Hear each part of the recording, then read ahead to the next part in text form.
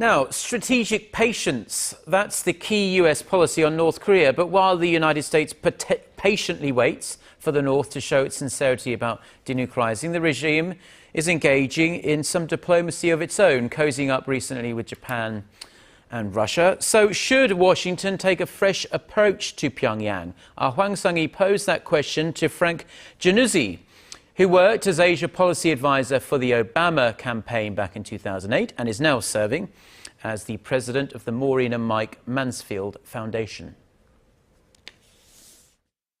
The most important thing is that North Korea continues to develop their nuclear capacity, and as long as the United States remains sidelined, I see no likelihood that that's going to change. Maybe putting people ahead of plutonium, focusing on some of the people-to-people interactions, which could address some of the pressing human rights concerns in North Korea, but also perhaps begin to create some greater enthusiasm inside North Korea among the elite for renegotiating the terms of their current path, their current commitment to nuclear weapons. You just mentioned people over plutonium approach. What do you mean exactly by that? So I think the United States and other parties to the six-party talks need to focus on building a constituency inside North Korea for change.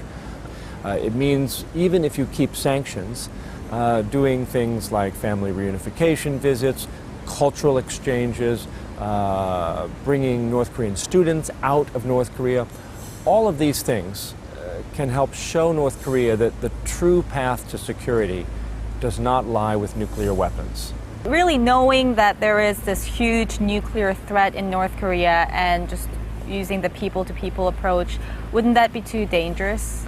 Well, the situation is dangerous now, and nothing that the six parties are doing is making it any less dangerous. So, admittedly, a people-focused approach will not yield immediate results on the nuclear threat that we face, but neither is the current strategic patience approach yielding anything in terms of a reduction of the threat. President Xi Jinping will be coming to South Korea next month. Traditionally, Chinese leaders have visited North Korea before coming to South Korea. President Xi isn't doing that. Is this another sign of change in China-North Korea relations? It's a very important signal by China that China sees the long-term future of the Korean Peninsula being decided more by Seoul than by Pyongyang. And China wants to have that discussion ultimately with South Korea. So I think it's a very good sign for China's recognition of the realities on the Korean Peninsula.